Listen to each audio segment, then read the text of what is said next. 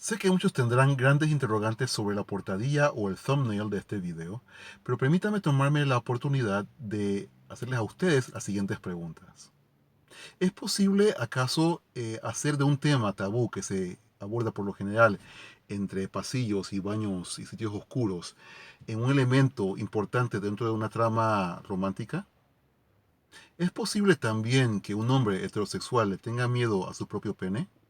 Son solo algunas de las interrogantes que aborda la novela Tabú entre la fe y el prejuicio, novela romántica que está disponible en todo el mundo a través de la plataforma de Amazon Kindle o Amazon.com. El thumbnail o portadilla de este video es una versión modificada de la pintura conocida como L'amour est que enfant, mejor conocida en español como El primer beso, del pintor francés del siglo XIX, William Bouguereau.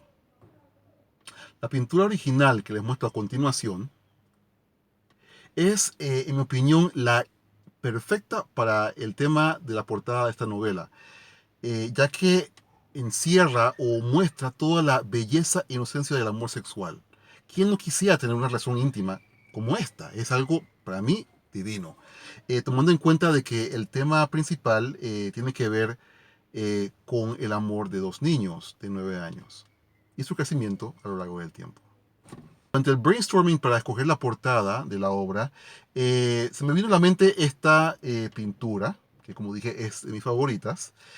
No obstante, luego de hacer un análisis y una revisión con algunos expertos, se me recomendó no utilizarla, si bien es cierto que no cuenta con derecho de autor, pero más que nada debido a el momento político que se vive en algunas partes del mundo, como Norteamérica, partes de Norteamérica, se me recomendó que esta obra podría ser utilizada por algunos grupos o ser acusada como incendiaria o muy controversial. Por lo que decidimos utilizar una portada mucho más conciliadora o menos controversial. Una pintura abstracta que encierra en mi concepto la complejidad del mundo en que vivimos. Y he aquí la portada que escogí. Antes de abortar por completo la idea de la figura modificada de la pintura en mención, me di la tarea de realizar un estudio no científico a manera de encuesta, básicamente entre mujeres. Y para mi sorpresa, el resultado fue contundente. El 90% de las personas encuestadas, queridos amigos, dijo que la foto en mención, o sea, esta, la versión modificada, es mucho más cargada en lo sexual, o sea, tiene una carga erótica mayor que la pintura original. Y cabe recalcar que es exactamente, el angelito que está aquí, el negrito, es exactamente el mismo. No se cambió nada, solamente su color y se le colocó un afro. Es todo. Exactamente es el mismo ángel. Según la académica estadounidense Paula Giddings, el tabú del pene del hombre negro se populariza hacia finales del siglo XIX debido a tres grandes factores. El primero de estos factores es la aparición del darwinismo social, que hacía énfasis en la superioridad de ciertas razas sobre otras con respecto a criterios pseudocientíficos, en los que las personas de piel oscura por lo general tenían rasgos más próximos a los de los animales. O sea, se nos consideraba casi que animales. El segundo factor mencionado por la académica estadounidense es la idealización de la pureza sexual de la mujer blanca durante el periodo victoriano. Como todos saben, el periodo victoriano incluyó una serie de cánones estéticos, morales, que básicamente dominaban el mundo occidental y entre ellos, básicamente se eliminó el concepto de que la mujer fuese un ente sexual. Más que nada se la colocaba como una especie de patrón a seguir en cuanto a pureza del alma, totalmente asexual. Su única función era servir al hombre y procrear hijos, sin, como dije, deseo sexual. El tercero de estos factores históricos mencionados por la académica Giddens se refiere a, más que nada, la historia de Estados Unidos después de la guerra civil que ocurrió en la década del 60 del siglo XIX. En esta parte del mundo ignoran el hecho de que había desde siempre una pequeña clase media compuesta por artesanos y algunos empresarios prósperos dentro de la comunidad afrodescendiente en Estados Unidos. Al darse la libertad de los esclavos por Lincoln en el 65, perdón, 63 tengo entendido, si no me equivoco, um, los negros reciben en papel, o sea, como ciudadanos, y estos comienzan a prosperar. Y precisamente es esa pequeña clase media que empieza a ocupar posiciones de alto poder gubernamental en la estructura política de Estados Unidos. En el Senado, también entran en la Cámara Baja, o sea, el Congreso, y ocupan algunas alcaldías pequeñas, pero aún así, grandes logros en un periodo en el que básicamente eran, antes de la guerra civil, propiedad en su mayoría. Había, aunque como dije, había negros libres, tanto aquí como en el resto de las Américas. Y es precisamente este factor, el tercero, muy propio de Estados Unidos, lo que eh, realmente gesta, en mi opinión, luego de haber estudiado un poquito, o un poco, o mucho, para esta novela, lo que realmente gesta el tabú del pene del hombre negro. Resulta que la sociedad blanca dominada por los hombres, o sea, el patriarcado blanco de aquel entonces, por el temor del control, en su opinión, y también que violasen los cánones establecidos por la pseudociencia. Recuerden que la ciencia de que entonces decía o afirmaba que los negros eran casi que animales. Optaron por reaccionar de una manera incluso violenta. Aparecen las leyes conocidas como Jim Crow. Aquellos que conocen la historia de Estados Unidos sabrán que después del periodo de reconstrucción, los estados, más que nada del sur de Estados Unidos, empiezan a implementar leyes racistas de separación y segregación racial. Y una serie de cánones morales también. Legislan sobre matrimonio interracial, que lo prohíbe, es prohibido hasta 100 años después. Ah, Establecen cánones sociales en los que los negros prácticamente no podían en lo absoluto tener relaciones de amistad cercana con personas blancas. Y claro está, los blancos, al recibir la información de la ciencia, tuvieron lo que a todas luces es una especie de... He aquí, pues, que la ciencia les dice, los negros son animales, ¿ok? ¿Qué vas a hacer tú? Es como si me dicen, oye, de un día para otro un perro se puede casar contigo. Biológicamente no es factible, no hay compatibilidad. Ok, sabemos ahora que obviamente sí hay, sí hay compatibilidad entre razas humanas. Y eso siempre ha sido así, solo que en el periodo colonial, por simple hecho de ejercer un control, un poder, las autoridades en control, que resultaban ser blancas, obviamente europeas, denigran a la persona esclavizada a fin de controlarlas. Eso es un asunto que se da en psicología. Que quiero dominar, te voy a destruir. Lo hace el bully, lo hace la persona que está dedicada a la trata de mujeres u hombres, incluso por asuntos sexuales hoy día. Es un asunto de moral más que racial per se. ¿Y cómo se expande este mito que se gesta más que nada en Estados Unidos?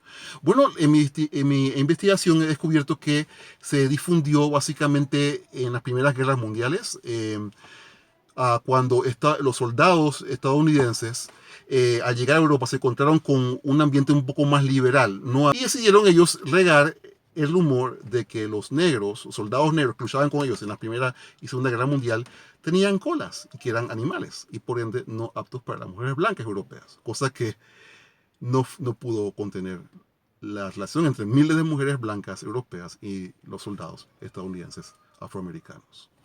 Importante en el desarrollo del tabú del pene del hombre negro en la historia tiene que ver también con el periodo de finales del siglo XIX y principios del XX en Estados Unidos. El periodo conocido como el nadir de las relaciones interraciales en ese país, en el que se dio la práctica de linchamientos masivos a toda persona que negra que osase romper los cánones sociales y legales impuestos en el sur de Estados Unidos. Estas eran apresadas por una turba que por lo general involucraba a miles de personas en muchos casos. Se ve que no tenían nada que hacer. Con la más mínima acusación de violación o de que un hombre negro mirase a una mujer de una manera inapropiada según esos cánones, esta persona era de una vez apresada en contra de su voluntad y linchada de la manera más vil. La historia norteamericana, y esto, lo que me gusta de la sociedad norteamericana es que por lo general aborda las cosas de manera frontal, como este tema del racismo. Ah, en estas turbas, por lo general, la práctica era torturar al negro, al acusado, que en muchas ocasiones tenía relaciones consensuadas con las mujeres blancas, era humillarlo y lo mutilaban a tal punto de que su cuerpo quedara irreconocible. Eh, Muchos de ellos recibían, eran amputados en sus genitales y sus órganos, el pene y los testículos eran mantenidos como trofeos entre la población. Y esto era visto, como dije, como algo perfectamente normal y en muchas ocasiones con el aval y el permiso de las autoridades locales. Y la pregunta es, si durante la colonia, como todos saben, y durante el periodo del siglo XIX eran los hombres blancos los que cometían atrocidades, cortándole el pelo al hombre negro y violando a las mujeres negras en muchas ocasiones, ¿quién es entonces el monstruo sexual? Obviamente no estamos aquí generalizando porque cada individuo es responsable, pero, y quiero tocar el tema con mucho respeto, esto no es un video en contra de la comunidad blanca en absoluto, sino hablo de una realidad histórica de un grupo que gobernaba tanto en todo el occidente, tanto en Estados Unidos como Europa, aunque obviamente ya dije que el asunto se dio más marcada, de manera más visceral en Estados Unidos. Así que, pero lastimosamente, siendo Estados Unidos un poder hegemónico, toda su cultura, incluyendo todos sus puntos buenos y puntos malos, se expandió por todo el mundo, incluyendo este tabú, que hasta en la China, como mencioné, creo, en un video, han hecho comerciales donde se juega con el tabú del hombre negro. Y todavía sigue siendo controversial, más aún en estos momentos en Estados Unidos. Por eso se me recomendó no colocar la pintura conocida y mencionada en la portada. Entonces, volviendo a la pregunta que les hice, ¿es posible que un hombre heterosexual tenga miedo a su propio pene? La respuesta es sí. Y le pasa a miles y miles de personas en todo el mundo, que como yo, y yo ya mencioné eso en un video anterior, pueden ver los videos de este canal, luché desde niño con el tabú del hombre negro. Mis padres ejercían un control rígido, todo a fin de que no se me percibiese como una persona no educada o que pudiese ser una amenaza a las niñas y más si fuesen blancas. Y ese asunto estuvo siempre en mi consciente y no fue hasta hace poco que pude yo reconocerlo y plasmarlo en esta novela. Y lo hice a través de la figura de Daniel, Daniel siendo el joven afrodescendiente de clase media que conoce a la otra protagonista, me llamo María Valeria, eh, que es una niña de clase alta y ella es de origen europeo. Se conocen a los 9 años y tienen un amor de niños, ¿ok? Y juegan al principio, obviamente, como niños, pero su madre interviene y acusa al niño de la posibilidad de violar a la niña, cosa que, digo, un padre hoy día diría, oye, espérate un momento, pero en aquel tiempo sé que muchos padres, por mi experiencia propia, buscarían los medios para salir de la situación lo más rápido posible. Y usé dos situaciones en la novela, modificadas obviamente, que me ocurrieron en mi infancia, que tienen que ver con el tema.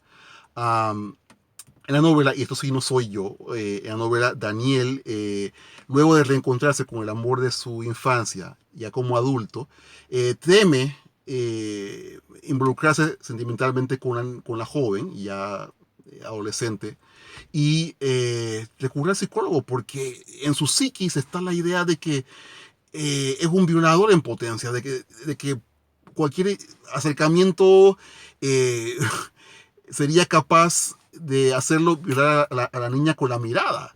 Entonces, es un asunto que, como dije, nos afecta a muchos. Llevamos esa carga de, como estereotipo, muchos negros, y no quiero caer ahora en el tema del victimizarnos, ¿ok? Porque todo el mundo sabe que el mal, y en este caso el abuso sexual o la violación, se practica en todas partes del mundo, pero es también muy sabido que hay una disparidad en cuanto a los acusados negros contra los blancos, y es, estamos en un momento histórico en el que se ha reconocido esa realidad. Tanto en mi país, Panamá, como en Estados Unidos. Se ha racializado al hombre negro al punto de que toda violación hecha por un hombre blanco es casi que aminorada o trivializada, o en el caso de que sea un blanco y blanco de recursos o rico, eh, condenado, recibe una condena mucho menor que si fuese un hombre negro. Entonces son temas que han estado en mi mente por mucho tiempo y que, bueno, eh, he querido convertir en esta novela romántica que, y les recuerdo, no solamente cubre el tema sexual, sino también cubre temas como el abuso religioso, un tema nuevo en esta parte del mundo, aquí en Latinoamérica, y el abuso emocional, ¿no? Entre otros. Así que bueno, espero puedan seguirme en este canal. Recuerden, podrán encontrarlo bajo mi nombre, Gabriel Leonard o Leonard. Mi apellido se escribe, se deletrea Leonard. También podrán seguirme en la página de la novela de Facebook bajo @tabu novela, la T mayúscula, y también en Twitter ah, bajo @Gabriel 04452029. Esa es la cuenta de Twitter de la novela Tabú, entre la fe y el prejuicio. Así que los dejo. Espero puedan leer la novela. Se las recomiendo, obviamente. Se les quiere. Saludos desde Panamá. Un abrazo.